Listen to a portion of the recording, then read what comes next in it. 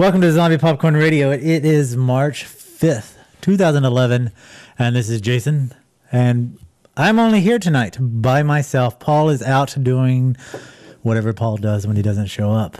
But we have a very, very, very special show tonight. We actually have on Skype with us tonight the vegan zombie, which actually should be plural tonight, I guess, is the vegan zombies. We have the guy in front of the camera and the guy behind the camera. So, welcome to the show. Vegan zombies. We have the guy in front of the camera. Oh, is that your echo? Welcome to the show. Hello. Thank you. Yeah, we see an echo.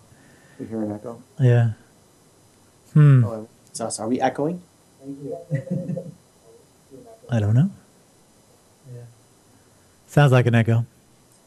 Let me see what I can do here. Oh, there's a little lag there. Yeah. Oh, well. So welcome to the show. I guess start off. Why don't you introduce who you are? And thank you. Thanks for having us. There is a way lag going on there. And what audio are you listening to? Are you listening through Skype or going through? What do you want us to do about that? Are you going through Skype? Or are you watching through the video? We're going through. Let me change this. Are you going through? Yeah, I was going through the other computer. Okay. So I could see. Okay, so how about now? That's good. That's perfect. All right. All right. That's cool. Okay, so I'm Chris. I'm the creator of the Vegan Zombie. I'm here with my host of the show, John. I created it, and I'm the guy that's behind the camera, so you never really see me. This is John. What's up, everybody? Everybody knows John. Hey, John. Thanks so much for coming on the show. Right now, my wife is in the kitchen cooking one of your recipes, and I guess the main question is, since you created the show, who comes up with the recipes? Is it kind of a joint thing? What got you into cooking and all of that? Well, we've both been vegan for many years, and we've learned to cook our own food. And some of the recipes are mine, some of them are his. John, actually, why don't you tell him where you went to school for? I went to a natural vegetarian culinary school in New York City it's only a 4-month program. And they basically kind of just teach you the basics of cooking. It was pretty fun though. I learned a lot of stuff there. And then ever since that was back in 2005, and ever since then we just been cooking whenever we can. And it was about a year ago that Chris told me about his project, and we came up with the idea of doing a cooking show. And that's when we actually really started cooking a lot more. That's pretty much the story though. Yeah. That's awesome. So, which one are y'all into the horror movies? I mean, which one brought into the zombie element? Oh, that was me. I just, I've been vegan forever, so that was part of my life already, and I loved the horror genre, and I was really thinking hard what I could do to, put, veganism out there, so I came up with the vegan zombie, and the rest is history. So that would mean that you, John, don't like horror movies, or just not into them, or? Oh, no, it's not that I just not a huge fan. I mean, I don't dislike them at all. It's just not my, that's not my thing. The basic thing that we came together on is the vegan part of it. Yeah. But I mean, ever since we started doing these things, we're starting to do a lot more. We want to do a lot more than just cooking with the vegan zombie. We want to do actually a bunch of shorts and stuff involving me killing a bunch of zombies or zombies chasing me, and that's actually been a lot of fun planning it out. Well, we have a script for a movie. People that have been following us, they know that if they go to our website, we talk a little bit about it there, and we have a little trailer for it. So we would love to be able to complete that project this year. In the meantime, the plot of our show is a post-zombie apocalyptic era where John is the vegan who survives, and he's out doing the cooking with the vegan zombie episodes. Showing everybody how to cook vegan food and also how to survive and little tips against zombies. Awesome.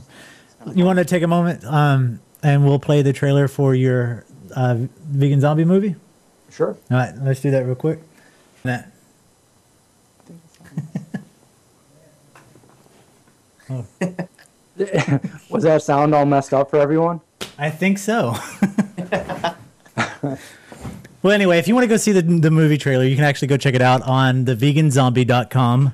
I don't know. Like I said, I'm testing out a new system. We're in beta with the system tonight, so there may be a little problem with that, and that might be one of them. I thought I fixed that. Anyway, sorry about that. No But yeah, the Vegan Zombie movie trailer is on theveganzombie.com, so go check that out. You can also go to YouTube from there, youtube.com/zombiegate. And that where they can see all of your cooking shows and That's correct. segments and stuff. So what made y'all go vegan? What was the turning point? Well, I I went vegetarian when I was about 14, and that was a long time ago. And I was vegetarian for about 4 years, and I decided to become vegan. I said, I'm going to take everything out of my diet. I'm going to be healthy. I'm going to, I'm all for animals. I'm an animal lover, and once I became vegan, I felt better right away. Like I had more energy within a couple weeks. So I've been vegan ever since. And John was friends with my little brother. And what was your exact reason for becoming? I was 14 when I went vegetarian too. I didn't know that. I was vegetarian when I was 14, and once I became vegetarian, once I made that step, I just started researching more and more and more about just how animals were treated in factory farms. And I read a book called The New Ethics of Eating.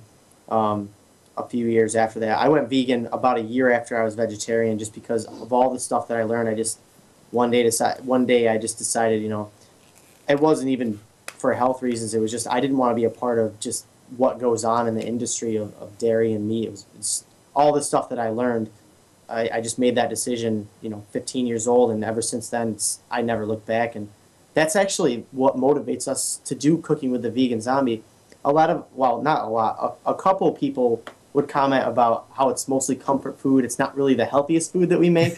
But our main goal is to show people that all the comfort food that you miss that's meat or not vegetarian, we can pretty much make vegan, and it still tastes awesome, and it's fun to make, it's easy to make, and that's actually been the most driving thing behind Cooking with the Vegan Zombie for both Chris and I. So yeah, I mean, there's no reason to kind of beat around the bush. I mean, stuff with fat tastes good. I mean, yeah. And there's nothing wrong with enjoying, like your latest video, the No-Killy-Philly that you just did the contest with. Yep. I mean, that's what people enjoy. I mean, even for meat eaters, not to give them props, but the reason they like the food that they like, the reason I eat meat, the reason most people eat meat is because of the high fat content and just how bad it is. And that's why we eat it. I mean, if we took just a raw piece of meat and warmed it up and ate it, we wouldn't enjoy it. That's why we put all the seasonings and, the gravy and the butter and whatever else into it. Because that's what makes it good. And I think that's what I love about the Vegan Zombie is that, doing vegan outreach pretty much my whole life, that's the number one question that people ask you who are not vegan or vegetarian. They're like, what the hell do you eat?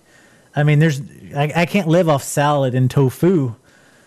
And that's what non-vegans assume. A lot of them assume that we eat. It's just, things that don't taste good, and that's not true. I mean, when we test our recipes a lot, we have our friends over, and a lot of our friends, they're not all vegan. So I remember just like a week or two ago, we did the seitan one, and we had friends over that weren't vegan. They were meat eaters, and they tried it, and they loved it. I mean, we didn't have enough for everybody. Well, that's a good thing. I mean, it's like you have an unofficial sponsor. I don't know if they're official or not, but with the Diet Cheese, it's just the same way that they started. Is like their story was that they went to a one of those cooking convention type things, the food industry thing, and they had a little portable oven, made vegan cheese pizza, and people went nuts over it because it tastes so good. Right. Yeah. And I think that's why I like the vegan zombie so much, is because it makes it fun. It adds an element that right now, especially, everybody's into, which is zombies. And it gets people interested in it. I remember when I first saw one of the videos, I was like grabbing my wife, I was like, come here, check this out. And now we just sit around and watch the videos. I think we've watched all your videos at least 4 times. Wow. Well, that's our goal too, is to make it fun, you know, to make people, you know, who not everybody has to be vegan to watch us. You know, we have a storyline there too, and hopefully they'll try out our recipes and see that they really are good. I mean, those cheese sticks, wow. I'm not saying that because, you know, it's our thing, but, you know, they were really good. Yeah. For the first night we tested it, we were so excited because we hadn't had a cheese stick in 15 years. Right, It was just like, oh my God. You know what y'all need to do? I'm not to tell you what to do or anything, but you would have every vegan in the world at your feet if you made vegan corn dogs. You know, we thought about that. We actually, we're thinking about trying that out. Well, that'll be our next attempt. Yeah. You know, we'll try that out.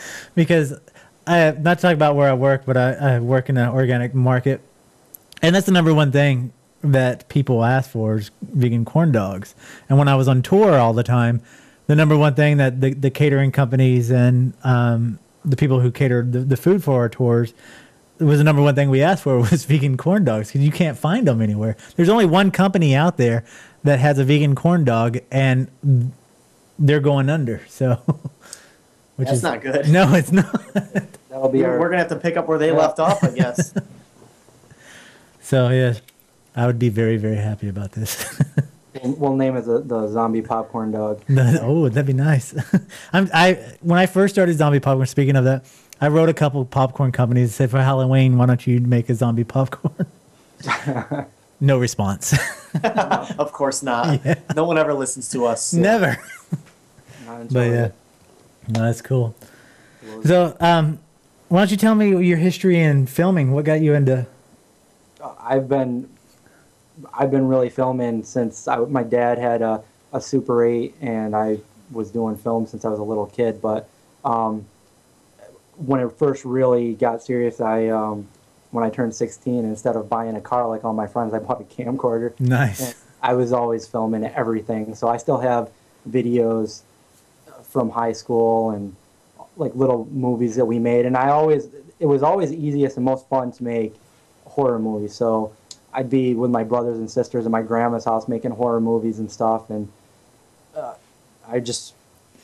for the past few years, I've been really looking into like editing and like the whole CS5 with After Effects Premiere. Yeah.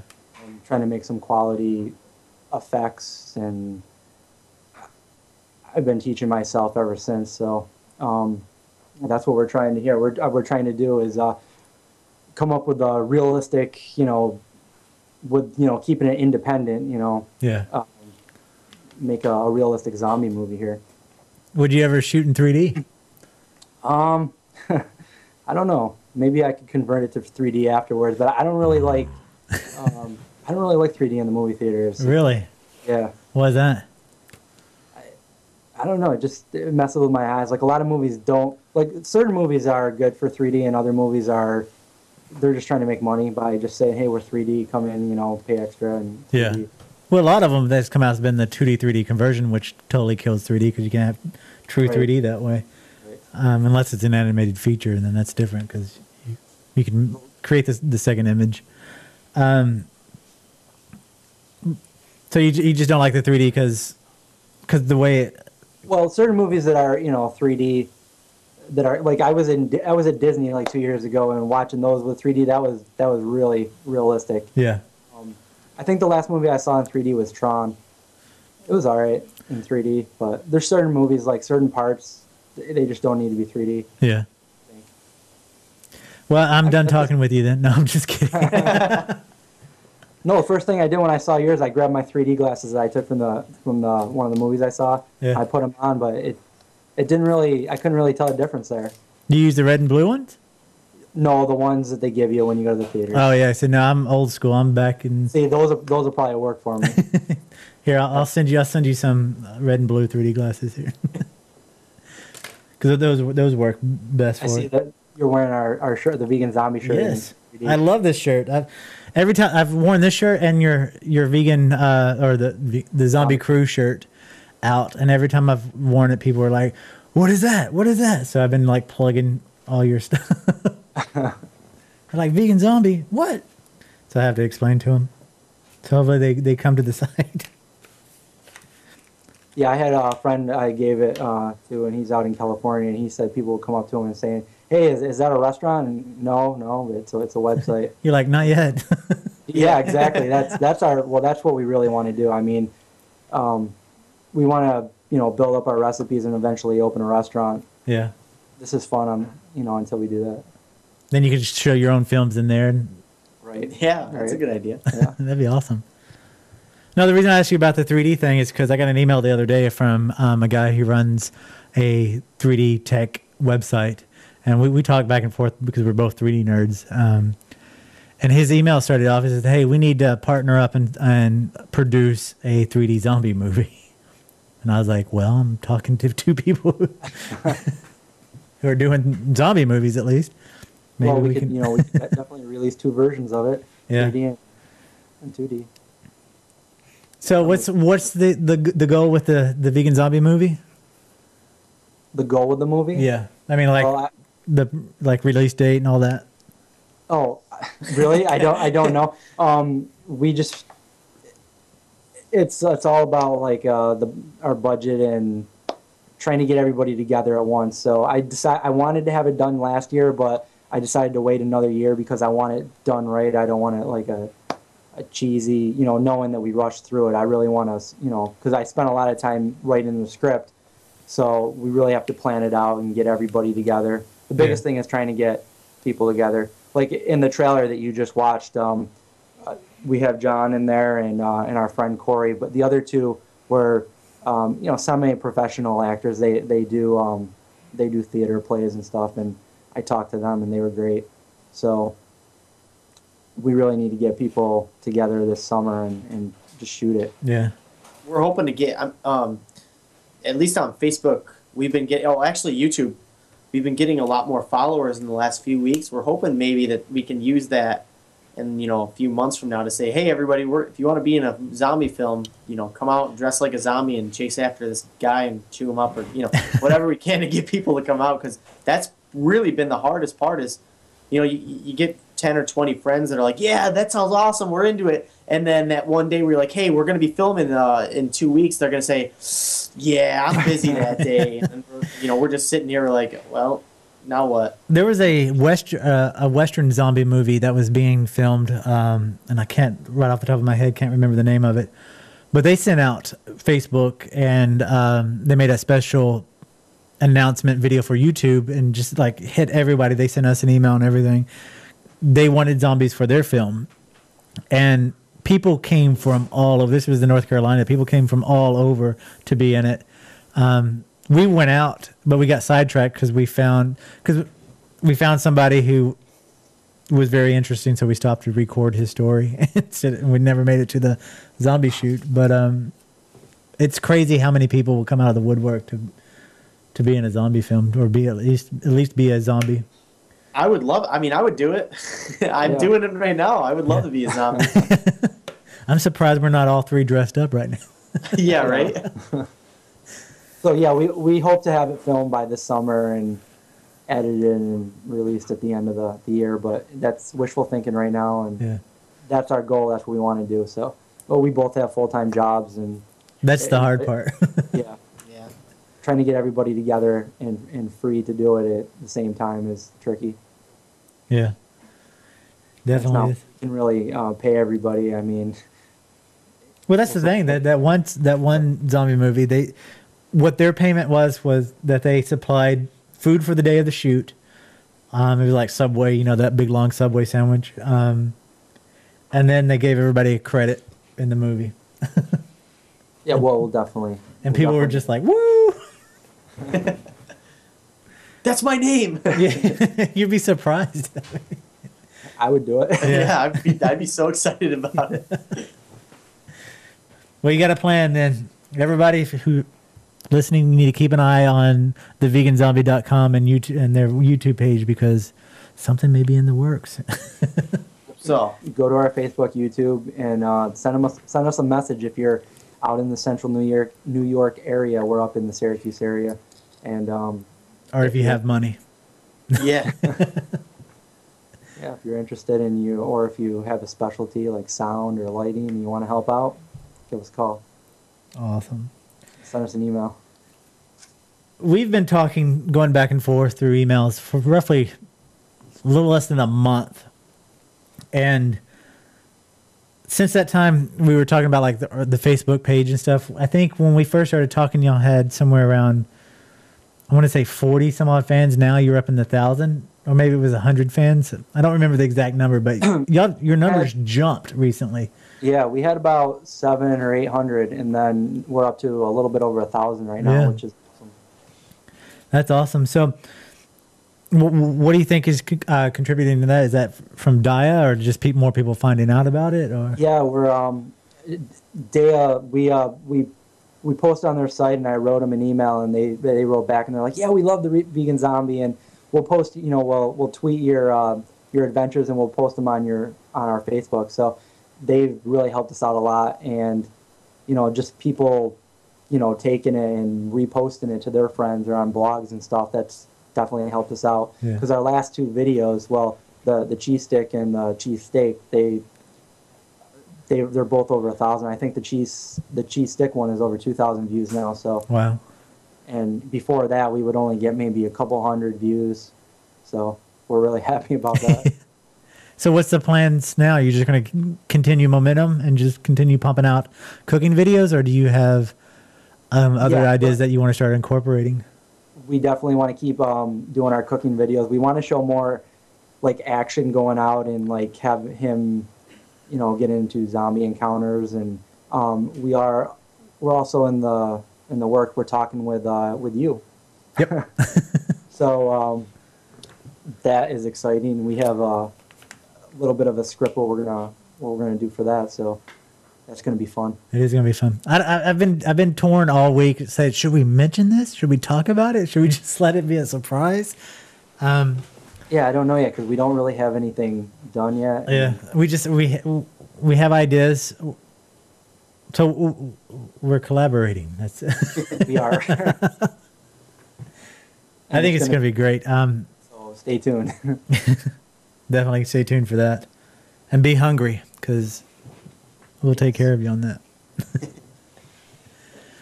So awesome. So, what is your favorite food that you have not cooked for the TVZ? Well, me, I could eat pizza every day, so I love pizza. But I thought that would be just too easy to make pizza for the Vegan Zombie because everybody makes pizza and they all make it their own way. Yeah. Maybe we can do something, how we make it, but it's everybody's got their own way. It's easy to make and everybody makes their own pizza. So yeah. What about you? I'll do. What I've been doing is I'm kind of on a low budget thing, so I can't eat mac and cheese and pizza all the time. So I'll make vegan mac and cheese one week, and then I'll make pizza the next week.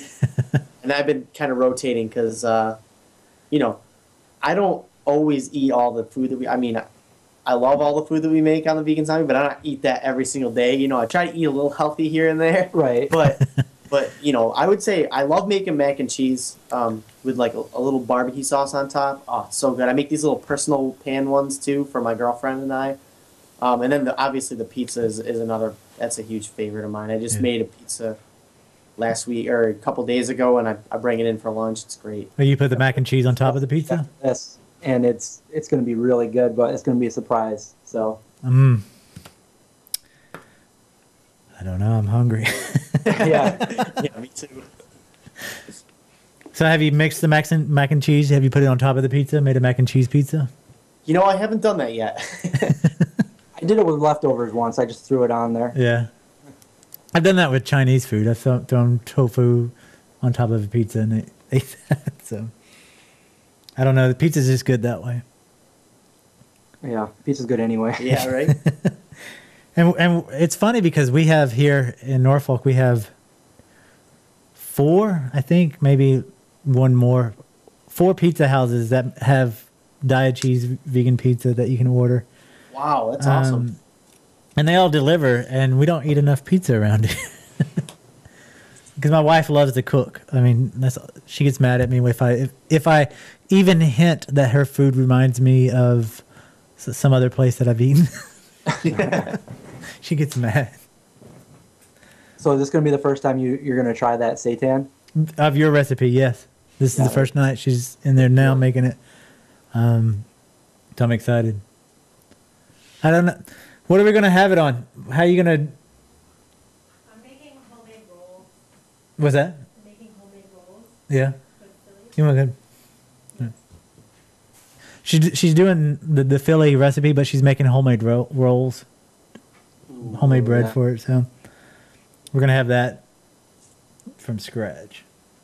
It's going to be good. Maybe I'll send we'll take a photo of it and send it to you guys. Yes, please. Yeah, definitely. We're thinking about having a couple more contests on our page in the next couple weeks with people taking pictures of their favorite vegan zombie recipes, or awesome.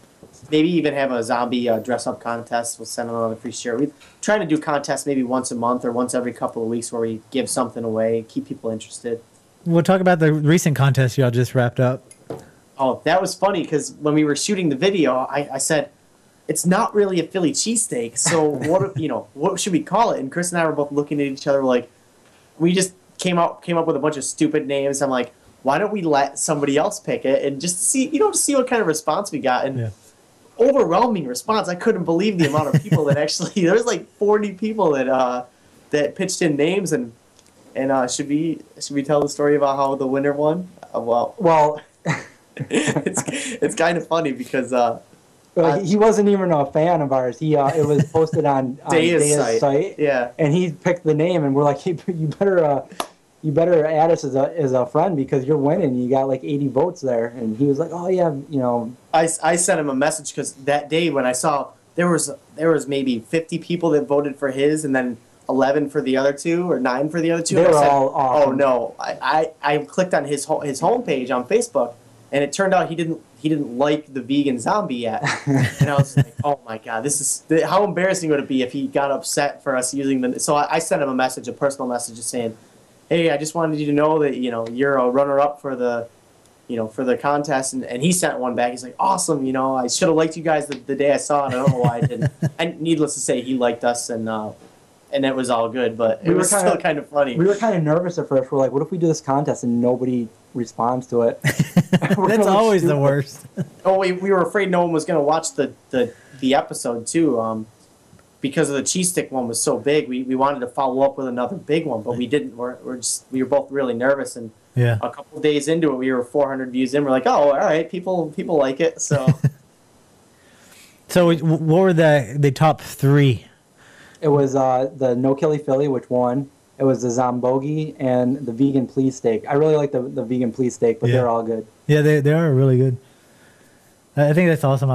That's another element that I'm liking that you're doing, is that you're not only just showing people how easy it is to cook vegan and how easy it is to be vegan, but you're having fun with it. You're incorporating zombies and you're incorporating the fans, and it's just like y'all are offering a little bit of everything that will grab people. Well, and another thing that we're trying to do, but because time is really sensitive for both of us, if people want us to try to make something vegan, I know somebody requested donuts, somebody requested a cake recipe, and we actually did that one. If people really want to try something vegan that they've been missing for the last few years that they've been vegan, or I love inspiring the new vegans out there. I got a message from somebody saying, I've been vegan for about a year, and you just give me hope. I want to be vegan forever, and that's great. That is great. So we're trying, if somebody wants to try something or wants us to try something vegan, we'll test it out, and if it works out, we'll post it. We have a few in the works right now, but it's taken a little bit more time to get it all set, which is okay. So we'll get it once we have the time. And I think that's why it works, is because you're not doing it as if like a corporation or a big organization would do it. You're doing it because you have the love for it and the passion, and you're actually having fun doing it. So it comes across that way in the video and the way it's perceived. I think it's really good stuff. Thank you. Yeah, thanks. That's what we try to. We don't want to go all corporate like that. Yeah. You sell out? What? No, I'm just kidding. So awesome. Real quick, just to wrap it, run around back to the horror movie section of our fans out there. What is your favorite horror movie? Oh, I have a lot, but my all-time favorite is Dracula. I love Dracula. Bram Stoker's Dracula. But I mean, there's so many. I just saw what was the one that I just liked. Let the Right One In. What do you think of that? I liked it. It's the foreign version. Yeah. Because the remake, our version, what is it called? Let Me In. Yeah, Let Me In. That's right. I haven't seen it yet, but I'm ordering on Netflix. So Netflix is so good. It just makes our lives so much easier. Yeah, we get a little bit more lazy because of it. I'm okay with that. and I love all zombie movies. I'll just sit all day. I'll sit there all day and watch zombie movies. You don't have a favorite? You know, people argue whether it's a zombie movie or not, but I like the 28 Days Later and 28 Weeks Later. Yeah, those are fun. Yeah.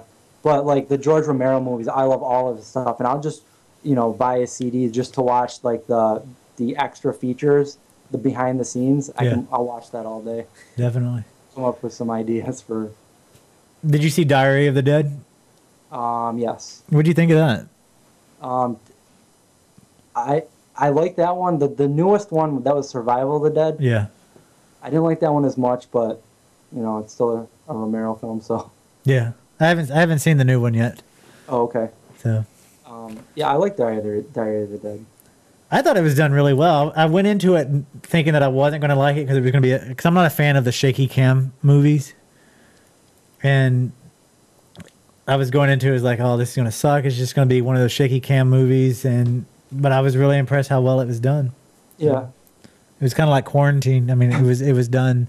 I like that too. Yeah, we gave away a couple of Quarantine DVDs a couple weeks ago. That was fun. It's a good movie. What's your favorite horror movie? Do you have one? I don't have one.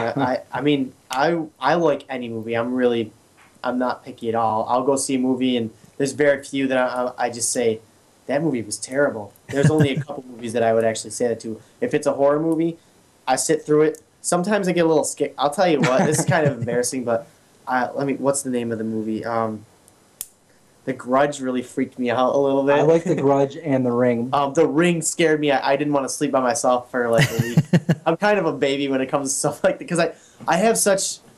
When I was a kid, not to sidetrack us too much, but my grandmother would take me to my babysitters, and I used to tell her all these horror stories, and I was like 10 years old, and I have such a vivid imagination, so I think that imagination never went away. So I'll be by myself.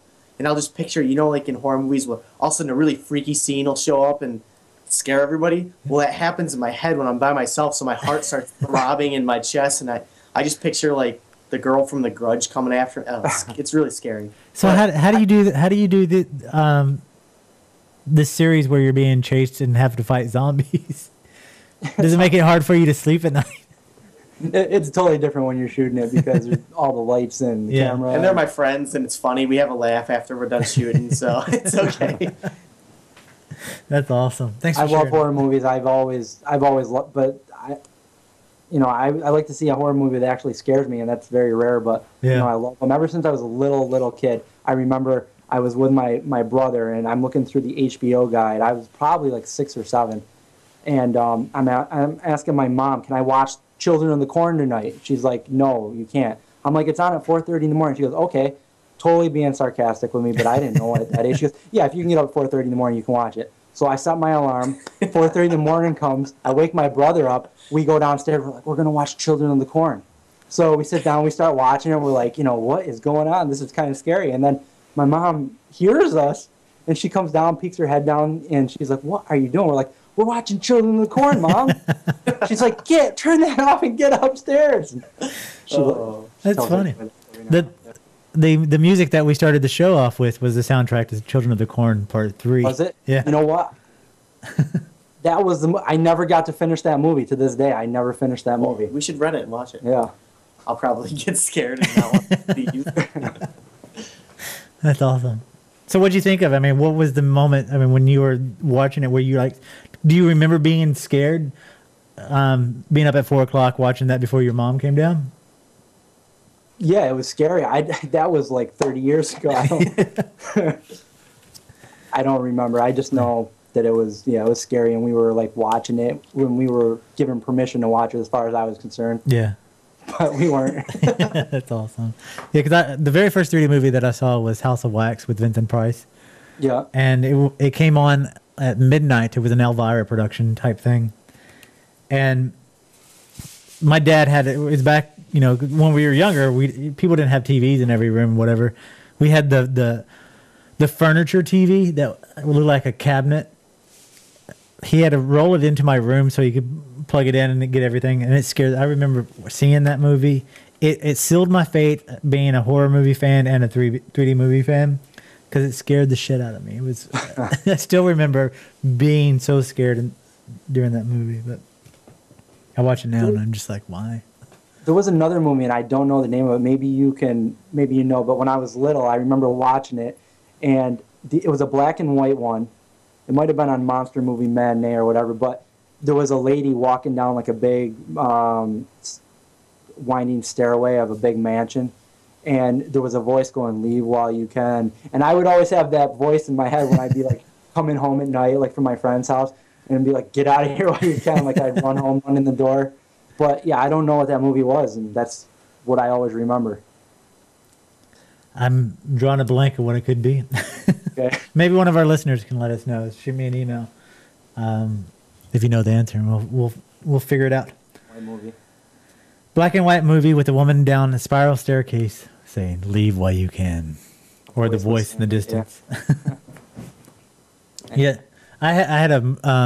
I mean, our listeners are very good at trying to finding the answer to the movie, because there was a couple months back, there was a movie that I watched when I was a kid that scared the shit out of me. All I could remember from it was it had Chuck Connors in it, and he was the killer, the rifleman. He was the one killing everybody, and then I could not remember what movie it was, and they let me know it was the original Tourist Trap, and then I watched it and I loved it again. So. Such a good movie. But anyway, I think y'all have to run now. I think we're reaching that point, right? Yeah, we got, 10 more minutes or so? I mean, unless you're done with us. So. we can go. Get out of here. We don't. Just kidding. Yeah, it's up to you. We're all probably pretty hungry right now. This point, talking about vegan food. And yeah. Well, I still have an hour to go after you guys. Oh, man. We'll go for like 10, 15 more minutes, yeah. As long as you want to keep talking. All right, cool. This is fun, Yeah. And y'all are welcome to come back anytime. I mean, if we can, I guess what we can do, since we're already collaborating in other projects and we're wearing each other's shirts, because that's when you post a new cooking video, I can put it in our video section on Zombie Popcorn and help promote that way as well. So we'll start doing that, if that's cool with you guys. Totally, yeah, and absolutely. You put these up on your YouTube account too, anyway, if people miss them, right? Yeah, every Monday we do the rebroadcast, and hopefully with this new software that I'm using, it's in beta right now, so that's why there's little glitches. It's supposed to allow me to record, have everything perfect, and I can just, as soon as the show's over, upload it and have the complete show the same night that we broadcast. And that's my goal. So if everything works tonight, if I can fix why this video is echoing, we'll be good. If not, I have to go back into post and fix it. But it should be all right. I was going to ask you something. I don't remember what it was. But. So you edit on Mac or PC for your? I edit on a PC. I have a Mac. That's where we're on right now. But yeah. Yeah, I edit on the PC. Because I use Sony Vegas software for all the small time editing that I do. I haven't actually used that yet. Yeah, I actually like it. It does everything that I need it to do. So I'm happy with it. Cool. What software do you use? I use CS5. Okay. So Premiere and After Effects. That's an expensive program. This is an expensive endeavor. Yeah. I can't even, all the new stuff that he buys all the time. He pours all the money that he makes at his other job into this. This is all funded by my main job. Everything. That's the way it is on this side too. Is like I'm pumping all this money into trying to branch out with Zombie Popcorn and the Zombie Popcorn radio and stuff. My wife's going, you do know we're going to Iceland in September. We got to save up some money. I'm like, yeah, we got it. Look at this new computer. I have to get it because I have to have a designated server. It would be nice to get paid and have a main job, producing our videos and putting them out there. Then we'd have one every week. Yeah. Nice quality video, but that's wishful thinking. Yeah, right now, actually, what we're trying to do is make it a little bit more consistent. We're going to try to shoot for a video once every 2 weeks, at least a cooking video. Yeah. And then maybe on the off week of cooking, we'll have some sort of short where I'm fighting off some zombies or we're doing something just to kind of keep people listening and watching and interested. We don't want to fade out just yet. Yeah, I really like what you did with the one video where you were like running through a basement and you're hiding. You're like starting next week, or I forget what the verbiage actually was, but it was just a reminder to people that you're still around, and then you'll start you're doing more cooking. I left my safe zone. I don't recommend it, but there's zombies everywhere. But you heard about Max, right? Did you watch the Max video? The dog. The dog. Yes, Miley's like, why can't you just get that dog from him? She's like, y'all became my enemies with that video. He was so stressed out. Last year was so stressful because I rescued him, and at first I tried to keep him. I tried to make it so that we could keep him. But once I had him for a month and a half, I realized he needs somebody to be home with him all the time. So I kept trying to find a better home for him. And as I was trying to do that, it was really, Chris would say, "Hey, you want to shoot a video?" I'm like, "Man, I can't. Yeah. I can't. Max Max had a seizure, or Max had to do this." And now that we found him a good home where somebody's with him all the time, I don't have to worry about him at all. So we can actually do these videos. And she updates us all the time about Max, lets us know how he's doing, and he's really, really happy where he is. So I feel really good. I miss him a lot, but I feel really, really good about that whole situation. And we found him, owners, a new home through the Vegan Zombie. We just posted that video. Yeah. And that's awesome. Supporters, and they found someone.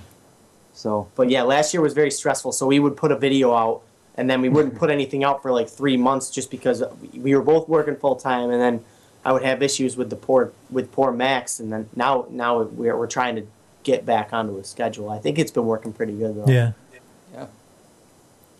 Put the energy in it, you make it work. It comes together. Yeah.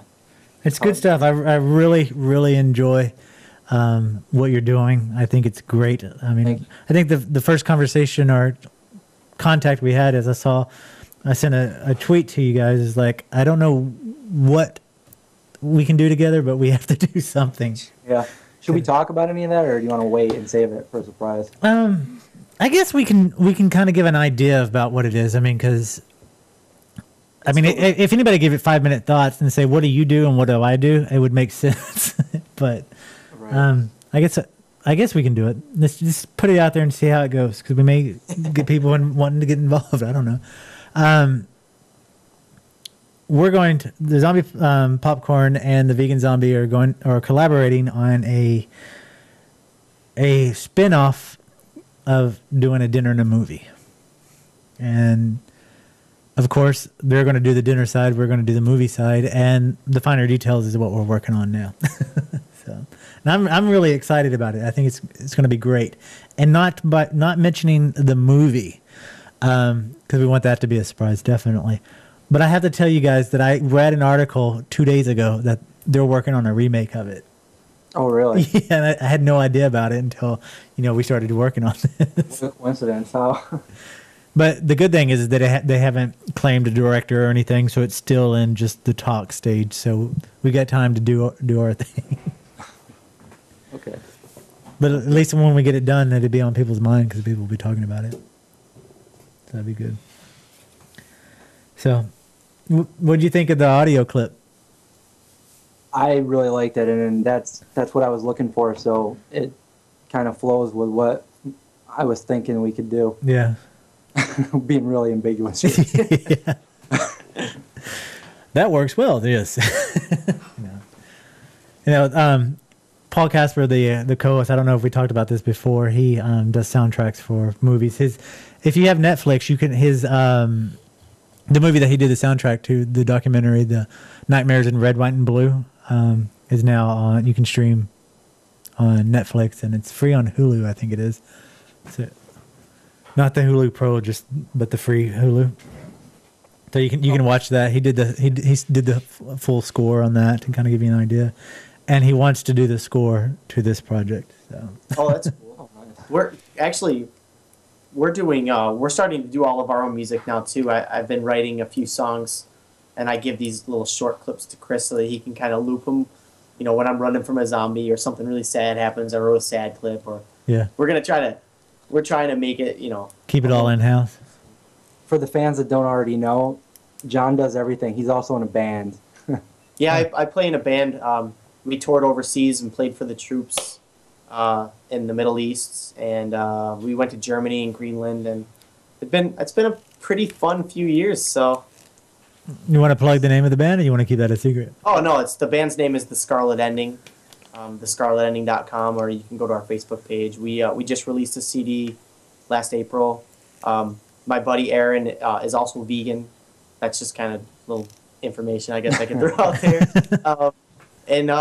You know, I think it's been really fun balancing my life between the Scarlet Ending and the Vegan Zombie, and I love music. I write music all the time, and now I'm actually writing music for this zombie movie and for our cooking show, and it's just been I love it. It's like Chris is really creative on the whole horror movie theme, and I'm creative on the behind or in front of the camera. I try to be funny. I try to be entertaining, but I love the fact that, you know, Chris is like, I have an idea and I need this kind of music, and I'll just say, all right, cool, and I'll write something. And he'll say, that's really awesome. Now do it without this crap. Or, it's just cool.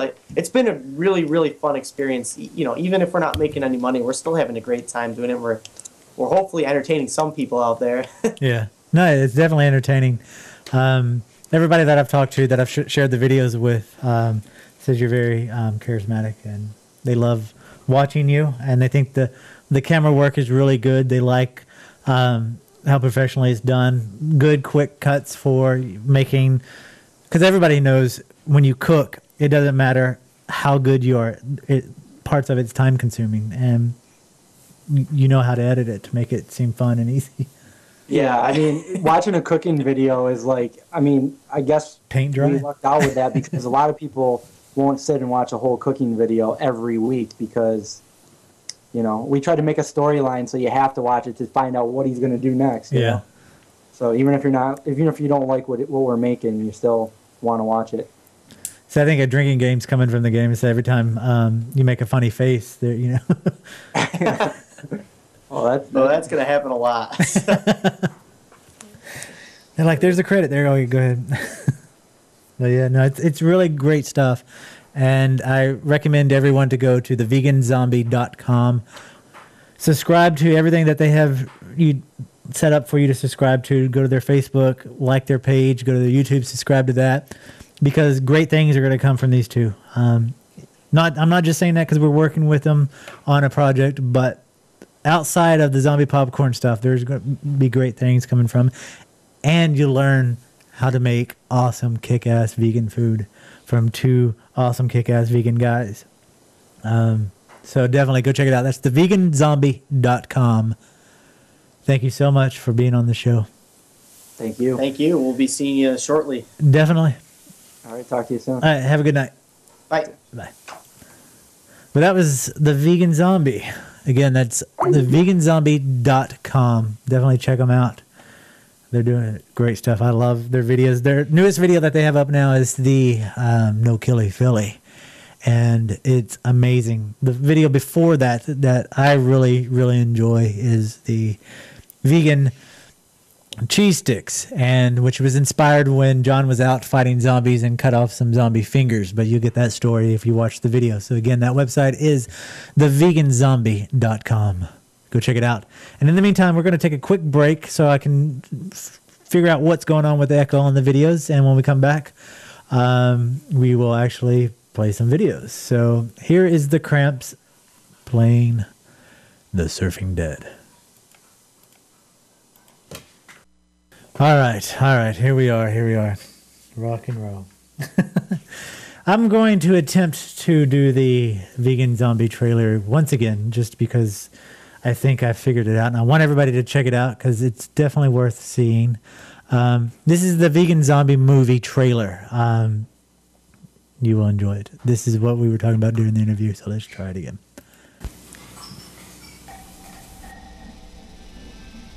Things just haven't been the same since it happened. No one is safe anymore.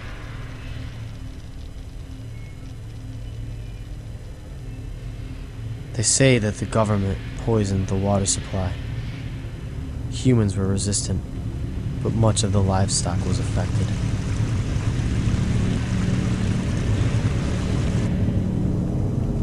All who consumed animal products were doomed to a horrible fate.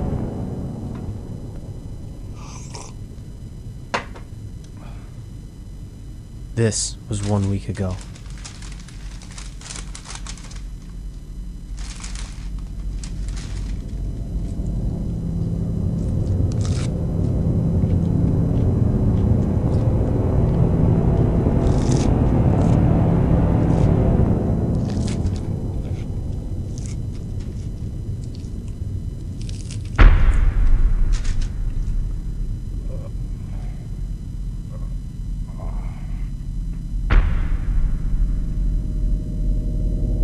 What we have is a mass infection caused by the consumption of animal products. So it's in our food supply. Exactly. And that's what's turning everyone into mindless killers? Zombies. How do we know we haven't been infected? If it's in the meat, wouldn't we all have been exposed? Everybody except for vegans. Vegans? Society as we know it has shut down. We are the survivors. Now it's us versus them.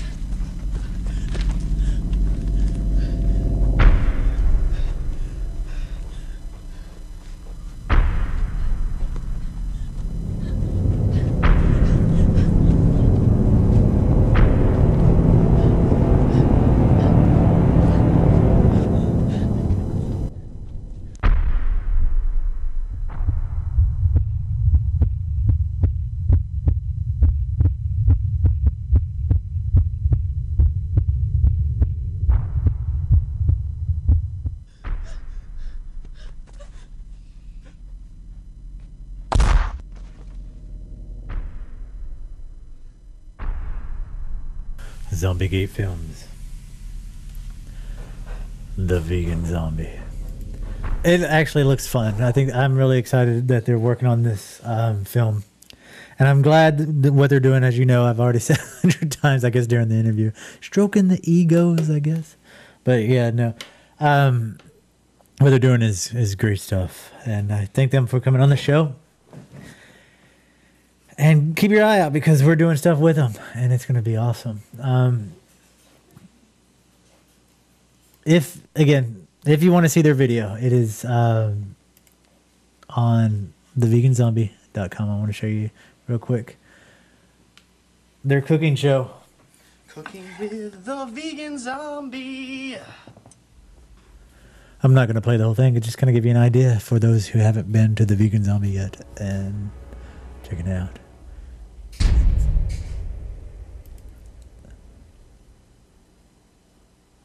Boo! Bet you thought I was dead, didn't you?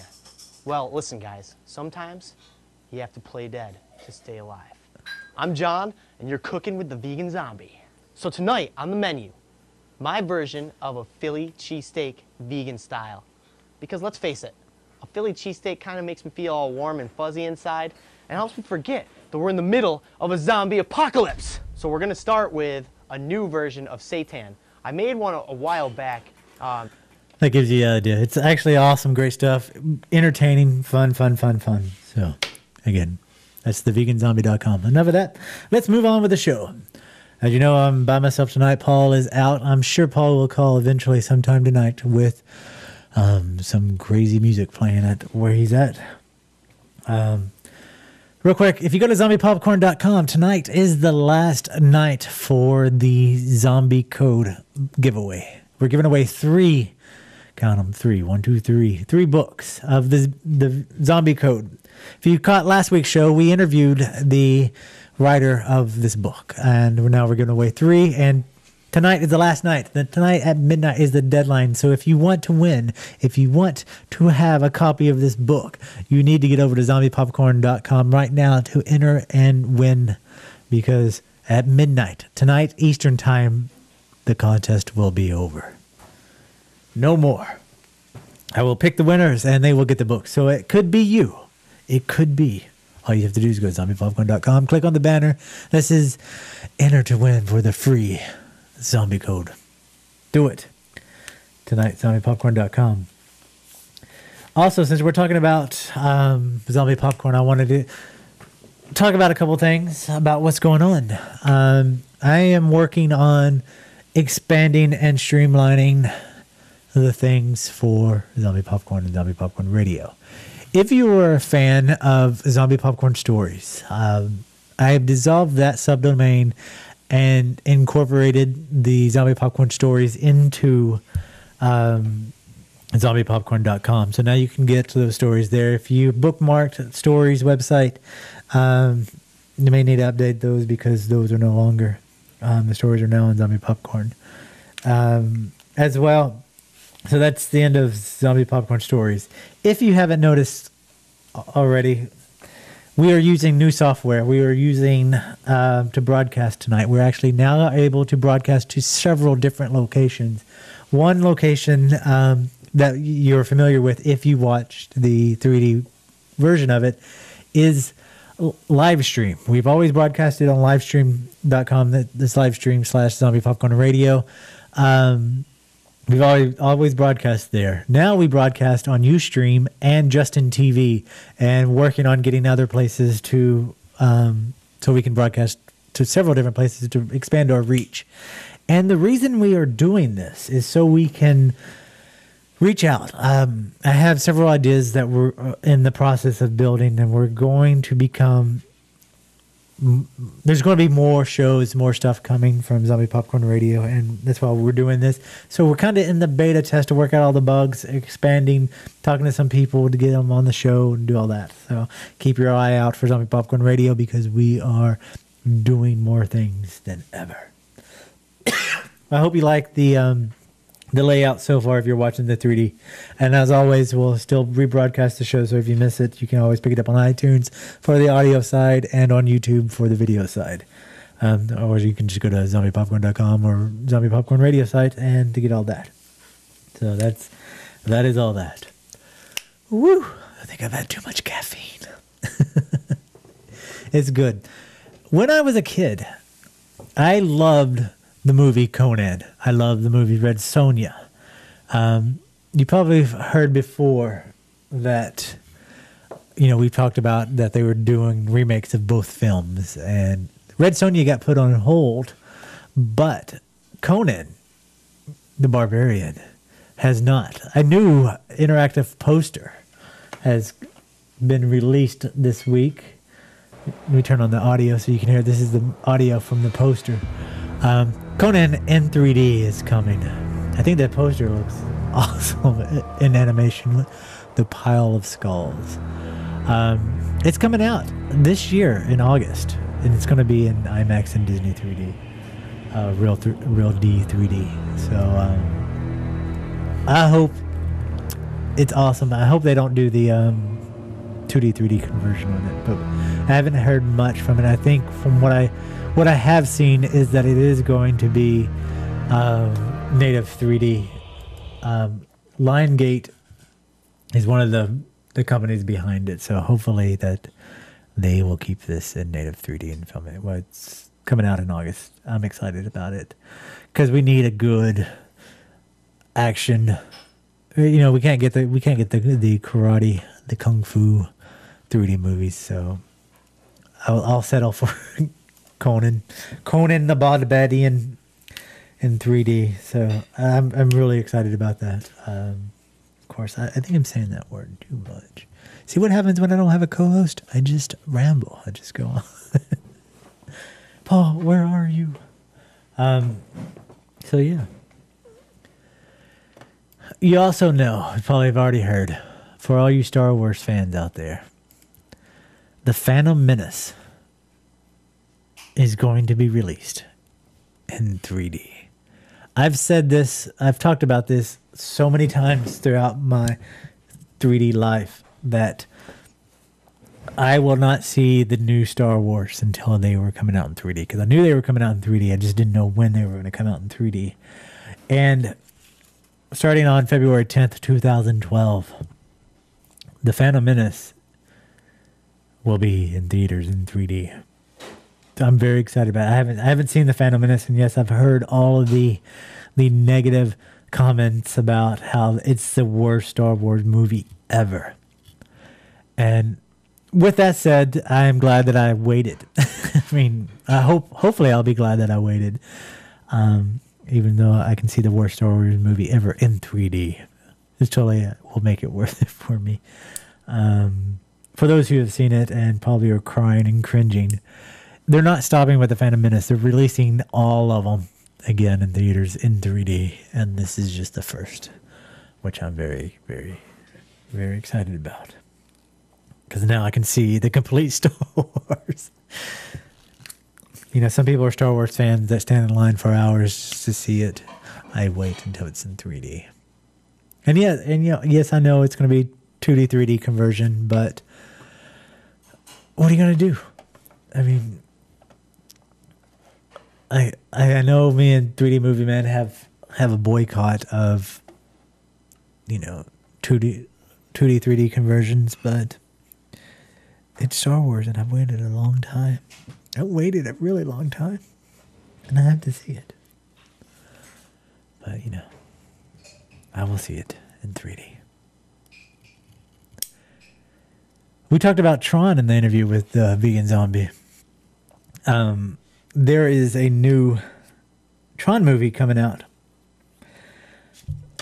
It's called Tron Uprising. Now, it's actually not going to be a movie. It's actually going to be an animated series on the Disney XD channel. And it's about Beck, a young programmer who's become the unlikely leader of the revolution inside the computer world of the grid.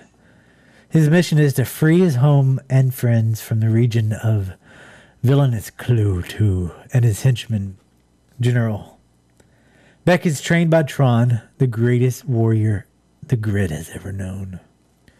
Tron will not only teach Beck the fighting skill he needs to challenge the brutal military occupation, but will be the guide and mentor to him as he grows beyond his youthful, impulsive nature into a courageous, powerful leader. Destined to become the new protector of the system, Beck adopts Tron's persona and becomes an archenemy of the General and his oppressive forces. So let's check out the new trailer that just came out for Tron the Uprising.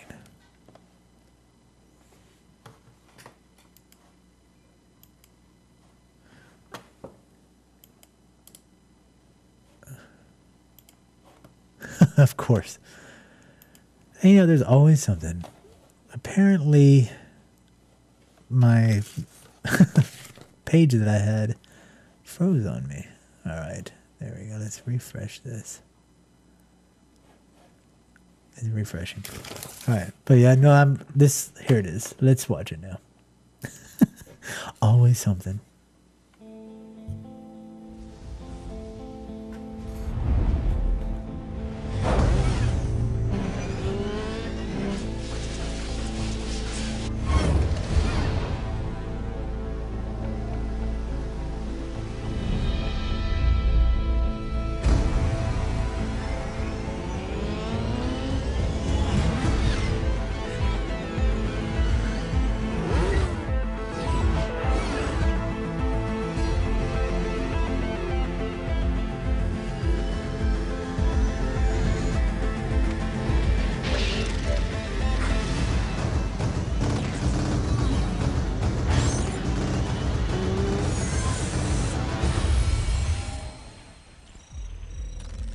What are you looking for?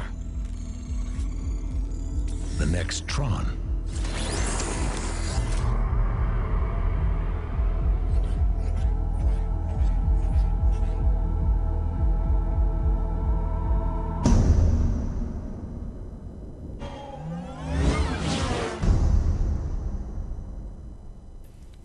Tron Uprising. I think it looks great. It's an animated feature.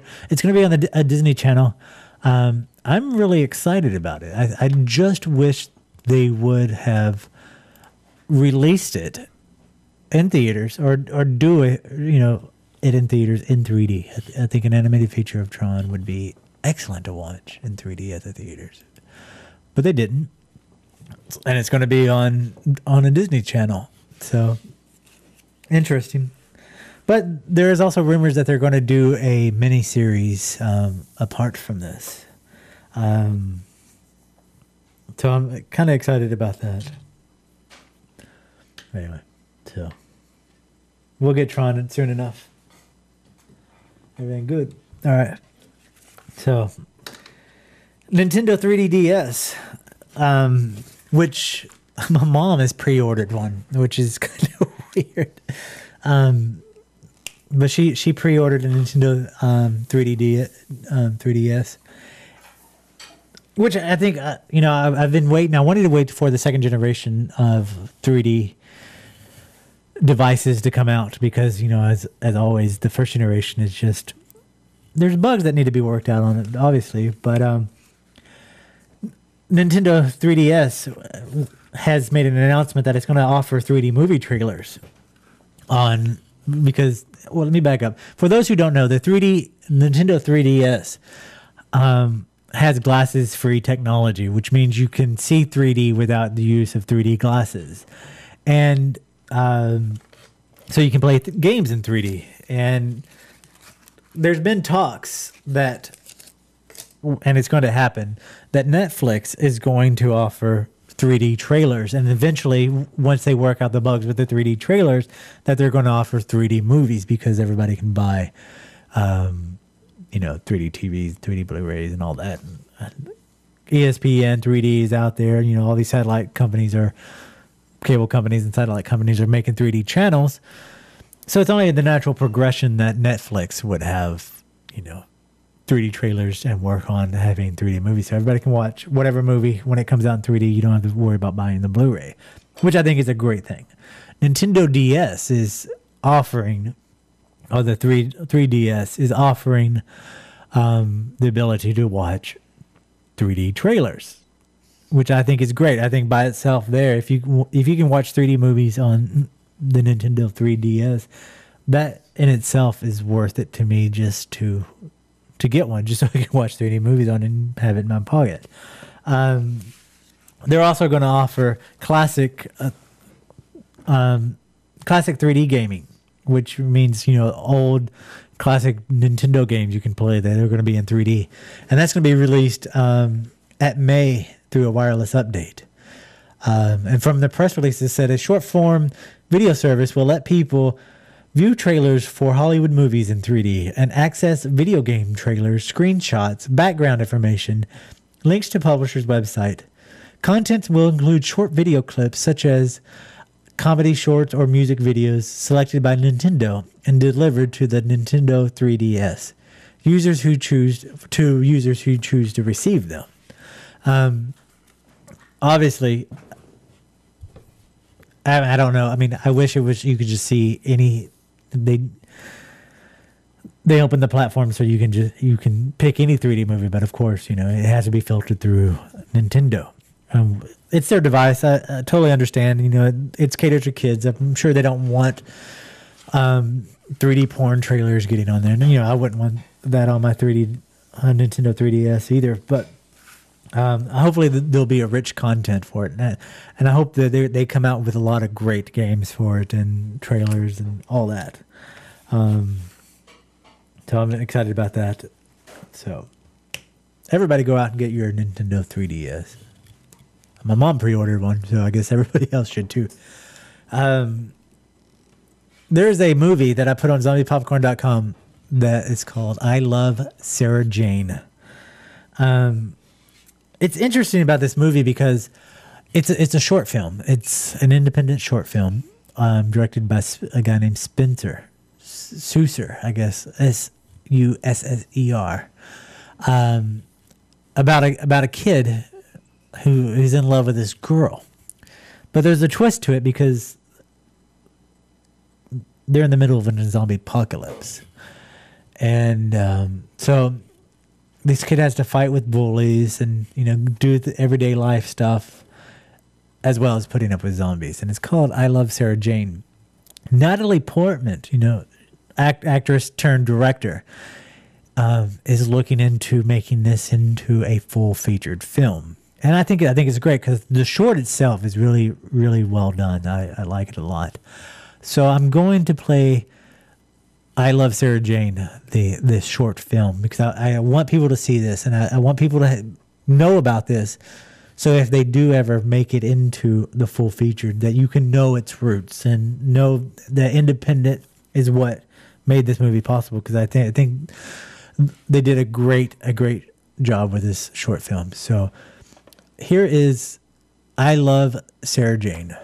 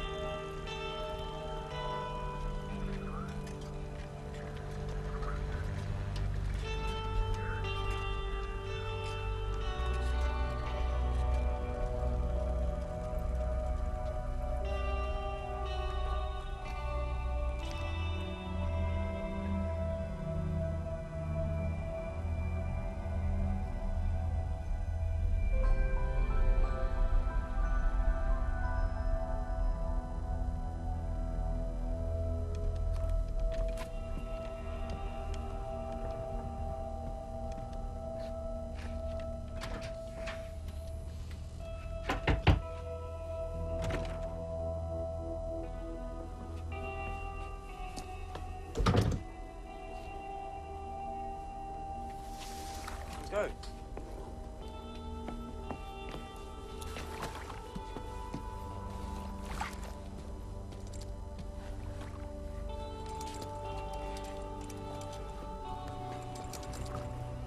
Let's go, come on.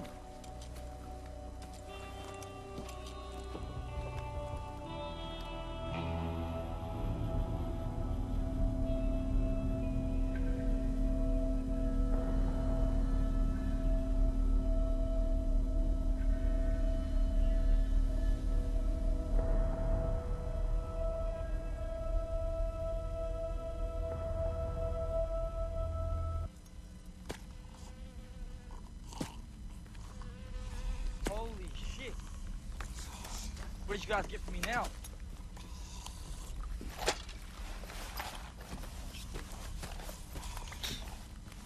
Fuck you looking at? What? What? Fuck. I think the fag likes me. Sarah, you talking to me? Look at me! Look at me! Sarah! Motherfucker! What are you trying to fuck about me? I dare you! You got a problem? Come on, you scrawny little shit, mate! Food! What the fuck, man? What? You almost killed me. That thing went like that close to my face. Fucking accuracy got us straight in the fucking chest. Yeah, but if you'd like sneezed, it would have hit me. Did I sneeze? Did I shit? Did I cough? Did I do anything? Yeah, No. even if I'm gonna straight that shot. much, yeah, I ain't split, split. you should. Shut the fuck up. I need to put it straight in the chest.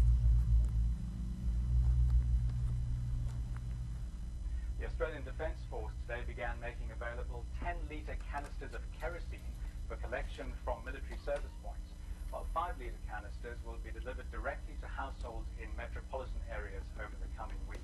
The Federal Department of Health and Defense issued a joint release earlier today outlining amendments to safety advisory warnings being given to members of the public in heavily affected areas. Key amendments deal principally with proper methods of destruction and disposal of undead or zombie-infected individuals. Contrary to previous instruction, people are advised against leaving undead corpses in the street for military collection. Bodies, whole or part, should be incinerated immediately. How the fuck did you get in here? Through the door. Told Rory to keep the fucking door locked.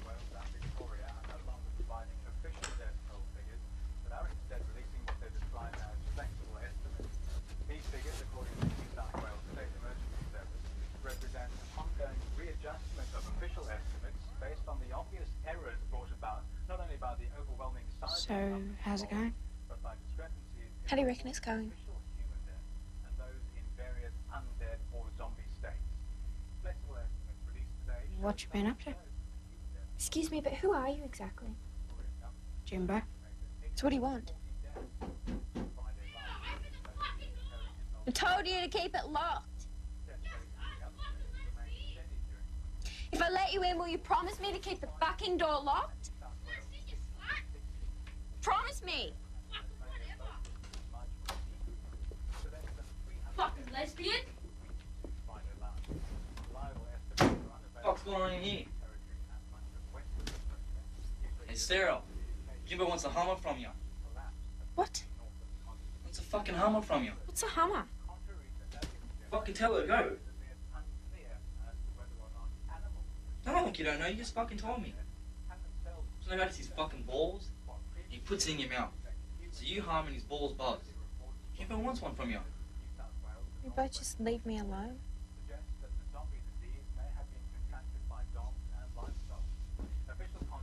Said fuck off. 200 mils of methylated spirits with about half a can of Omo. With that, you put it in a tub, mix it with some water, let it set for about 5 minutes. Then in a separate tub, you put about 2 cans of Coke. It'll get out any stain you want. Magic stuff. What the fuck is that?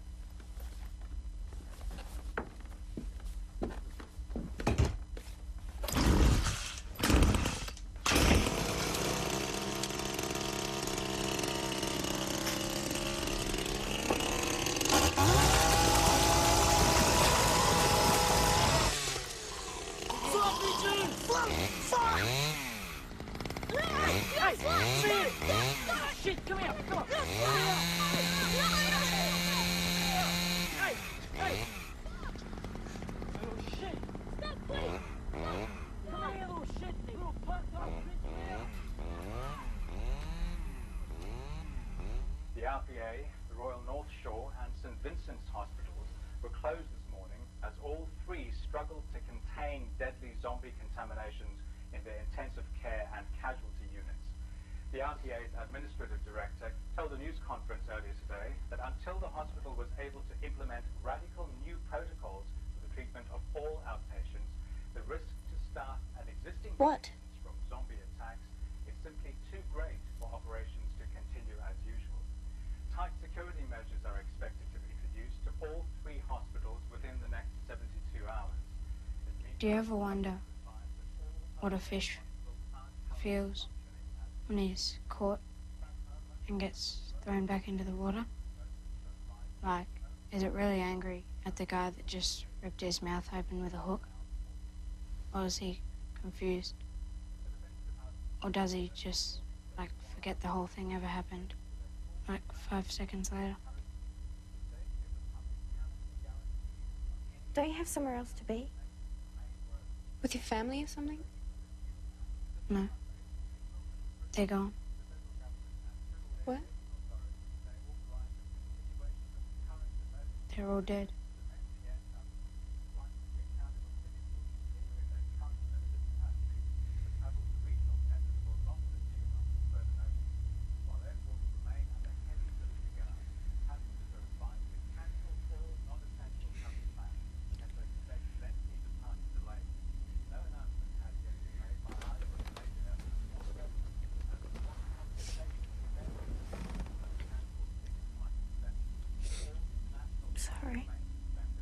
That's okay. I get sad sometimes too when I think about fish.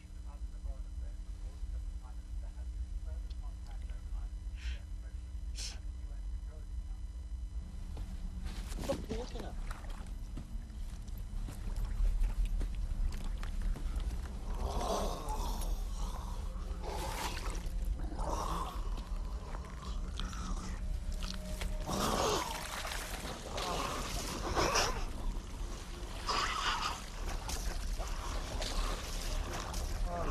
What's the matter, bitch? Don't you like petrol? Fucking move!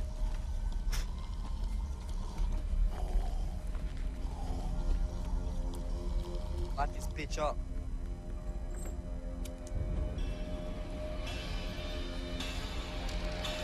Fire in the butthole, motherfucker!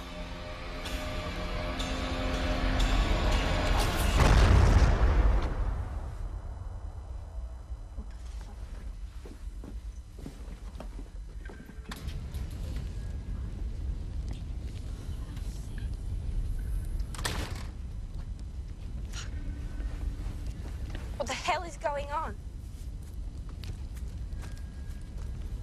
What the fuck are you doing? What does it look like? Making an example of this motherfucking zombie. This motherfucking zombie is my motherfucking dad. What the fuck's wrong with you? He's not a dad anymore. He's a fucking zombie now. Bullshit. What's wrong with you? We're moving on. We're just moving on, you stupid bitch. Yeah, but this fucking zombie out of its motherfucking misery. Oh, fuck, man! Ah! Ah! Fuck! Shit, man! Ah! Shit! Ah! Bitch! Fuck!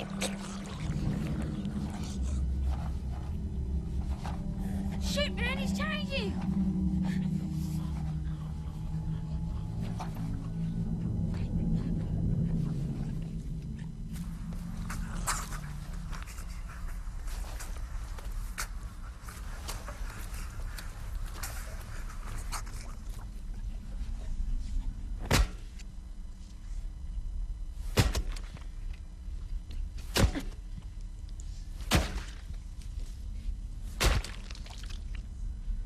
You out of your fucking misery yet?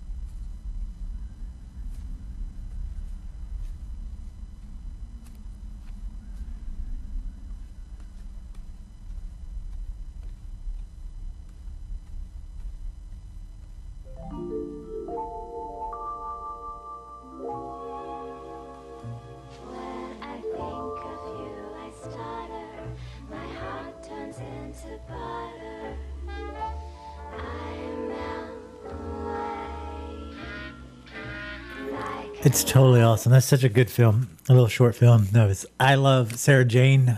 Blue Tongue Films put it out. So Natalie Portman is trying to get this to be a featured, film, and I totally support it. I think should be done.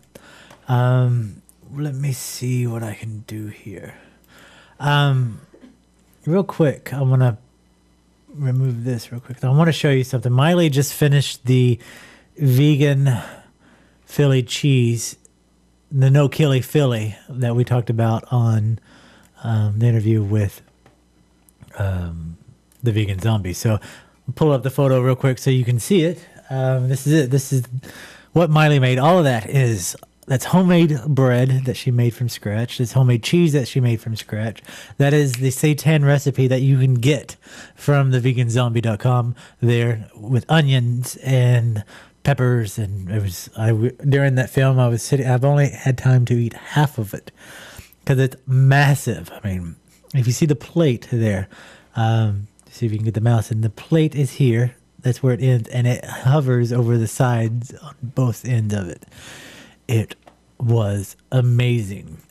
So thanks, Miley, for making that, and thanks, the Vegan Zombie, for the recipe and the idea to make the Philly, the No-Killy-Philly, if I can say it right. And I don't do anything justice ever. I know. So It's good stuff. Let's pull up. So yeah. Anyway, let me refresh it. There's a new movie that's coming out. Independent, of course. Called Rubber. I think it's by far has to be the best upcoming horror movie that I've ever seen. And I want to play the trailer for it. This is a Red Band trailer, so if you're under 18, please grab your parents so you can watch it with them. Here it is. Rubber.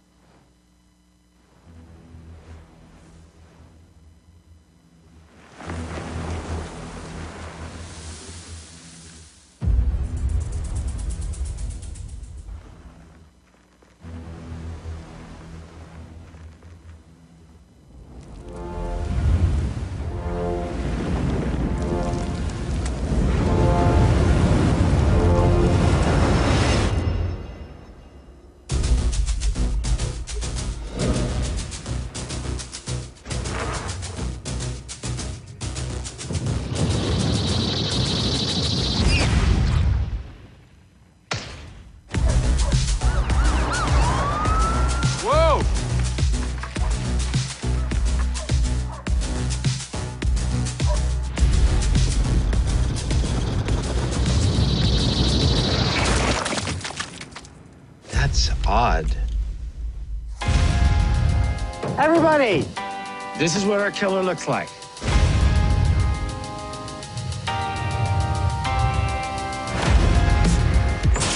I just saw it.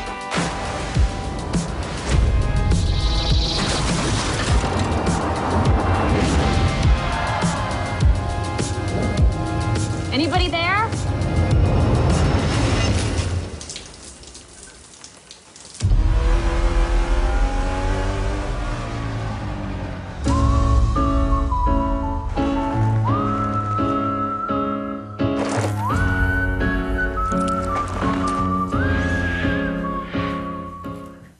On demand, April 1st. And in theaters everywhere. Maybe. I think it's awesome. Awesome. The soundtrack to that was awesome. The idea is just absurdly funny. Rubber, if you didn't see the trailer, you can go to YouTube and search it, and it will be on Zombie Popcorn later tonight. But Rubber is about a used tire that goes around killing people. Not since the movie Christine has there been such a killer of an inanimate object. And it's Rubber. It's awesome. April 1st, so keep your eyes peeled for that. We talked about many of times, especially on like the first or second show that we've ever done on Zombie Popcorn. It was when Trent Reznor announced that he would no longer tour with Nine Inch Nails. That pretty much Nine Inch Nails touring was dead. But it wasn't the death of Trent Reznor because he's done several scores for movies. He actually won an award just recently. And now it's been announced that he's going to do the score for the upcoming Tim Burton film, Abraham Lincoln, Vampire Hunter. Not only is he going to do the score of the film, he's actually going to play a vampire in the film. And he's the vampire that kills Lincoln's mom, believe it or not. Yeah, Trent Reznor, a vampire killing Abraham Lincoln's mom. That in itself is enough to get you to go to the movies and see it. It's awesome. Do you think he would make a good vampire? I don't know. I think he has the potential to make a good vampire. I don't think I've ever seen him. Has he been in a movie where he's acted? I can't think of any movies that he's been in. So this would be the first one that I can recall that we will see with Trent Reznor as that actor. So very excited about that. But he's doing the score for it, and he did. As you know, he did the score for The Social Network. And everybody went crazy about the score to that. you go either way with it, but it's a Tim Burton film, and which is interesting because normally Danny Elfman does the score for Tim Burton, and this time this would be Trent Reznor. So I wonder how it would be different, how it will, what it will pertain if Tim Burton's going to have him do the traditional stuff that he's done in the movies, because there is a big joke about how Tim Burton's movies are cookie cutters and how his music scores Elfman's movie scores are cookie cutters, and they're perfect for each other because they're just the same thing every time, just different characters playing the parts. So I'm very interested to see what Trent Reznor is going to bring to the table with this. So I'm sure it's going to be awesome. So got good news for the people who are the Walking Dead fans. The DVD for the first season is coming out, which is really exciting. It's coming out March 8th, which is Tuesday, actually. So the Blu-ray and DVD of The Walking Dead will be available for people. Season 1 will be available. So I want to take a quick moment and play the commercial for that. Whoop. That is not what I wanted. Wrong button. Here it is. The Walking Dead is the best new television show of the year. Do not enter the city. It belongs to the dead now.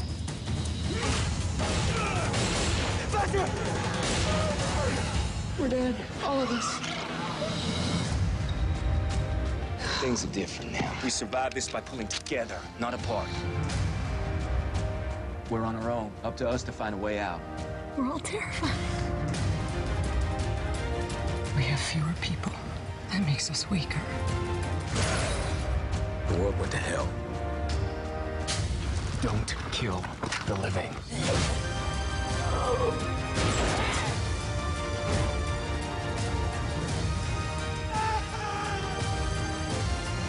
Oh my God. The Walking Dead, Season 1, available March 8th on Blu-ray and DVD. AMC, telling the best original stories on TV. Telling the best original stories. But yeah, that's coming out March 8th, which is Tuesday. So if you're a big Walking Dead fan, at least of the TV series, a big fan, you should go pick that up.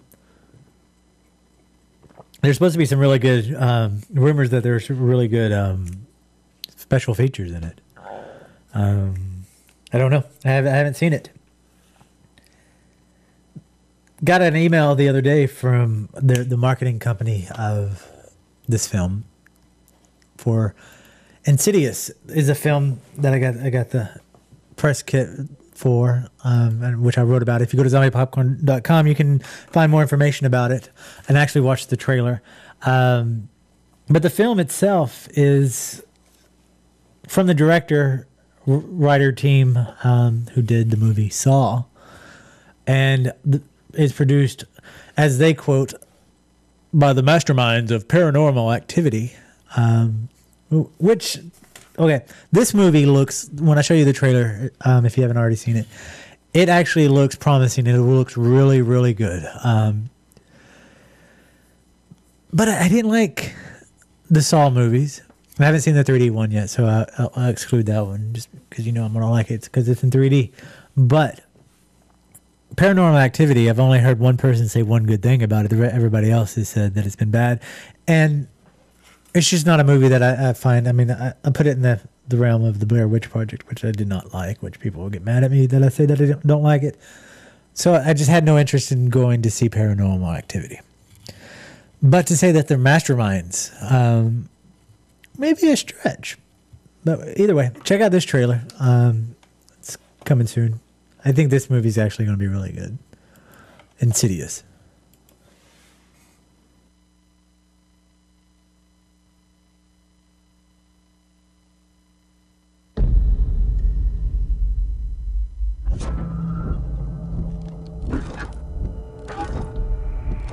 Are you ready? Yeah.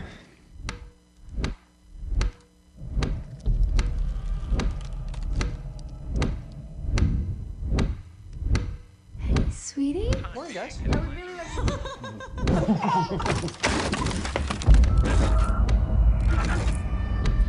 He's not in a coma. They don't know what to call it.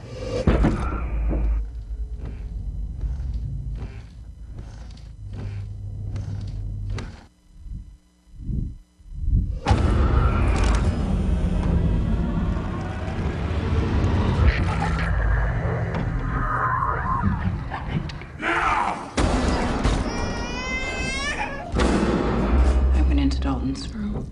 There was something in there with him. I know someone who can help. We took tri-field and EMF readings of the whole house. Wiring, alarm clocks. I don't think bad wiring is the problem here. I want to leave. I want to leave this house. What is it? It's not the house that's haunted. It's your son.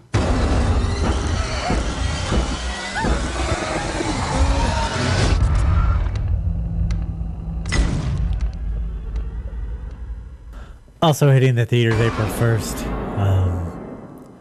It looks good. I mean, I'm a sucker for, demonic type films, possession films, and stuff like that. It looks good. The trailer looks good, at least. Kind of on the cheesy side, especially with that woman. She's like, I don't think it's the wiring. It's your son that's haunted, blah, blah, blah. Pretty cheesy, but I think it's actually going to be good. I'll be interested in checking that out. It also comes out April 1st, which is April Fool's, as everybody knows. So maybe we'll all be fooled and the movie just suck. Speaking of movies, September 14th, 2012 is the street date for the new Resident Evil movie, Resident Evil 4. They've given the go-ahead. They are moving forward with the film. And yes, it will be in 3D. That's all I have so far. There's a lot of people talking about, is it going to continue with the same characters, or are they going to spin off from it? What are they going to do? That I don't know. But as soon as I find out, we'll put it on Zombie Popcorn and we'll at least talk about it here on the show. Last week we talked about, Paul and I talked about Blade Runner. Because, we both just love that movie. Well, the rights to the movie Blade Runner have been purchased. And saying the development plans are in the very, very early stages, that the writers will be brought in before deciding what the best action to take on how to set up another film. The question is it going to be a sequel, prequel, or is it going to be both? Or are they going to do more movies? What the rights include is it has potential rights to make a television series out of Blade Runner. But they don't have rights to do a remake. So the question is what is the new Blade Runner movie going to be? If it's not going to be a remake because they don't have the rights to do it, but they have potential rights to make a TV series. Hopefully they won't do a TV series. Hopefully they'll do a prequel or a sequel to it. Or hopefully they'll do both. Which there's no words on it. It's just right now in the talks, the rights have been purchased. Excuse me. The rights have been purchased. That outlines those things that I just mentioned. So we just have to wait and see. In the Warner Brothers press release, they said, we recognize the responsibility we have to do justice to the memory of the original with any prequel or sequel we produce. We have long-term goals for the franchise and are exploring multi-platform concepts, not just limiting ourselves to only one medium. When I hear multi-platform, I hear everything from games to toys to, all of that. But hopefully they're not talking about, nobody watches TV anymore. Most people don't. I mean, if they do, they're not in my circles. And AMC with The Walking Dead was a stretch for people to watch because AMC did not allow it to be streamed online or whatever. So, for people like me, I saw the pilot or the opening, and I'm going to wait for the DVD to come out. I'm going to wait for it to come out on Netflix so I can watch season 1. I don't watch TV. I don't subscribe to cable. I watch everything online and have it streamed that way. And that's going to be the future of TV watching, of movies and programs and stuff like that. It's going to be streamed. It's not, it's going to be on every device, from phone to iPad to computer. Nobody sits down in front of a TV anymore, or will get that way. I'm almost positive for that. So when studios have potential rights to do a TV series, especially when it can be a prequel TV series to the movie, I just hate that, because there's a large percentage of people out there that given up their TVs, that's given up cable, that's given up access to that, because it's cheaper to watch everything online. If they do the TV series prequel to the movie, then they need to make it available online. They need to do it where the maximum number of eyes can get on it. And in the past, the studios have not had enough. I mean, I guess they've had enough intelligence to do it, but they don't have enough lawyers, I guess, behind them, because everybody is constantly fighting over what device that constitutes what, who owns the rights to it. It's the same way with Netflix. It's the same way with, Xbox. It's the same way with TV. They're not looking at the item as individual. They're looking at it in terms of what device it's on. And so all these companies are fighting back and forth, and the actual format, the way people are watching is leaving them behind.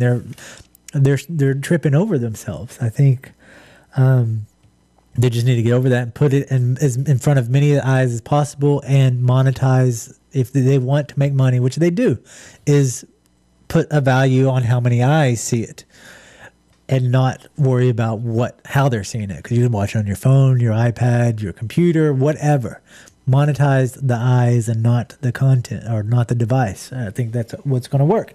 And as I was saying, if they're going to do the Blade Runner prequel as a TV series, or if they're going to do any aspect of the new Blade Runner movies story, they need to make it where, if it's going to be TV, they're going to have to make it where it's going to be streamable. Even if it's a week after or 2 weeks after it's aired on TV, it needs to be streamed somewhere online. I'm not talking about streamed illegally. That's going to happen no matter what, because they just need to have it access to give people who are giving up their TVs and moving on with newer technology the ability to see it.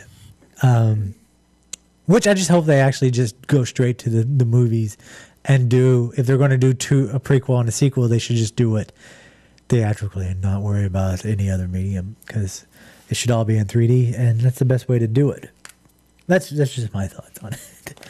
With that said, since we've talked about Blade Runner last week, and both Paul and I love Blade Runner, tonight after the show, a couple hours after the show, I'm going to put in the Zombie Popcorn Book Club, which you can find the link on zombiepopcorn.com. I'm going to put the book which the movie Blade Runner was based on, and I say based on very loosely. The name of the book is Do Androids Dream of Electric Sheep? That's the storyline that Blade Runner was based on. When you read the book, or I'm also going to put the audio book on there, you're going to find that it's completely different from what you know of as Blade Runner, which I think is good, because you get a different view of it. You get a different aspect of it. A lot of people out there were upset when they read the book or listened to the audio book, saying that it was nothing like the movie. And of course it's not. And that's another aspect that I'm excited about, and I'm not looking down upon the sequel, prequel, whatever they're going to do with Blade Runner, because there is so much left to the story that could be told, and so many different angles that it could be told, that I think this has potential to be very, very, very good. So tonight on Zombie Popcorn Book Club, we will launch the Do Androids Dream of Electric Sheep on the Zombie Popcorn Book Club. So keep your eyes posted for that. I'll put a link up on Facebook, on facebook.com/zombiepopcorn once the book is in our book club page. if everything goes well tonight. As you know, we are using new software, using new technology here at Zombie Popcorn Radio. If everything worked out fine, rebroadcast will happen tonight. If not, it'll be back again on Monday. But I want to try to make it where we can rebroadcast Zombie Popcorn Radio the same night that we broadcast live, so people can have opportunity to see it. If they tune in late, they can pick up on the first half of it. So that's cool. There is a new movie coming out called Dylan Dog. And I've seen the trailer, or I haven't seen the trailer. I mean, I have recently, but when I first saw it, that the trailer was posted on various sites, I didn't watch the trailer because, first of all, the title didn't catch my eye. It didn't do anything for me, so I never read anything about it. And then I broke down day before yesterday and actually watched the trailer, and I was surprised. So I'm gonna play the trailer real quick, and we'll come back and talk about it. So this is Dylan Dog, the trailer.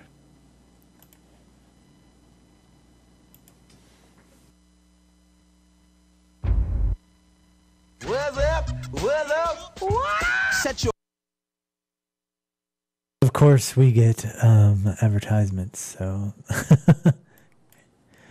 I'm not a fan of advertisements, blah, blah, blah, so killing time until the advertisements are over. Whoa, whoa, whoa, whoa, whoa, whoa.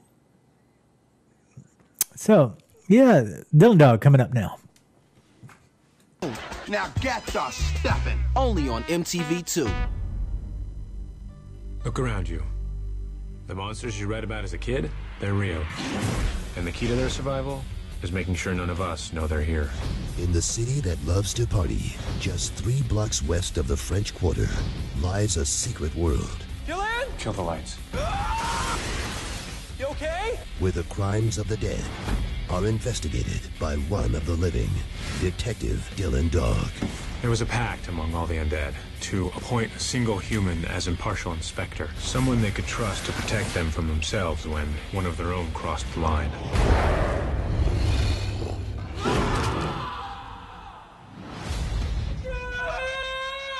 What is this? What is that? They're the living dead, Marcus. The good news, the condition is, manageable. This spring, Don't scream. What the hell is going on here? Who's your friend, Dylan? She's got some nice parts on her. not all the undead are bad.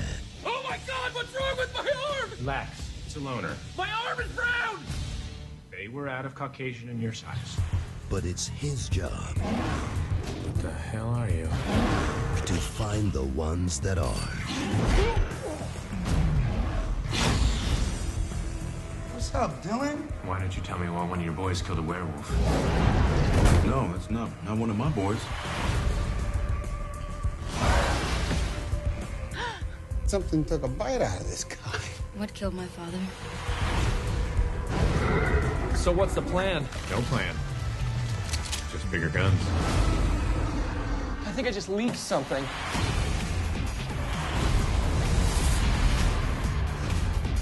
Oh my God! I look like a dead hooker! Oh, that's right. Not a big fan of silver, are you? Zombie power. Dylan Dog, Dead of Night. This is a zombie support group? Hi, I'm Marcus, and I'm dead.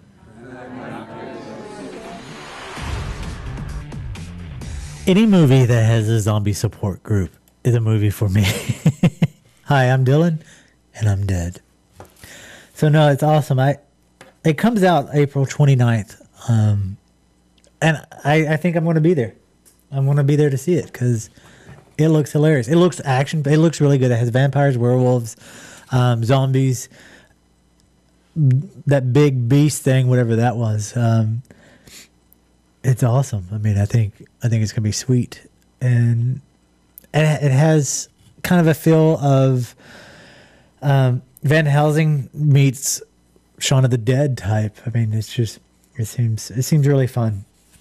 So anyway, I think it is now 9:00, so that means this show is over. I want to thank everybody who hung out with us tonight, or us. I have somebody in my pocket apparently. Paul will not be back next week, but we have more guests on next week.